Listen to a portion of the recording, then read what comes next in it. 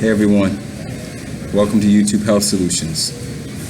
I am out and about, and I am searching and seeking for things that I can teach you about healthy eating at Subway. Now, I'm in a location in Virginia, and I want to share with you some ideas on where you're getting your calories from.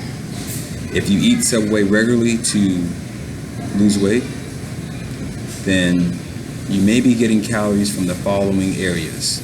Excess calories, that is, from the following areas.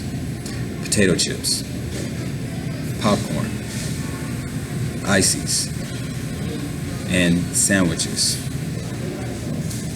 Now, I cannot tell you too much about what you should and should not be eating because you all have different tastes. But I do know you can cut calories in certain areas from bread. So for example, let's say you eat a flatbread sandwich. That flatbread sandwich will have less calories because you're using less bread. That's a simple one. Instead of chips, you can get you an apple or an orange or whatever they have at that particular location. Each location is a franchise, so they may have different servings. But right now I'm in Walmart, so you can easily hop over there and get you an apple, orange, or banana if you want to.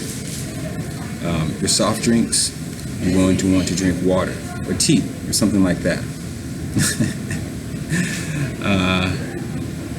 Chips are obvious. That's a no-no because of the saturated fats. And yeah, that's about it. So I want to share that with you. That's how you can watch for your calories at Walmart. Oh yeah, one more thing. Make sure you're checking the menu because the menu actually has calories on there. So depending on the serving size, you can see your calories. Okay? So I hope that helps you. You all have a great day.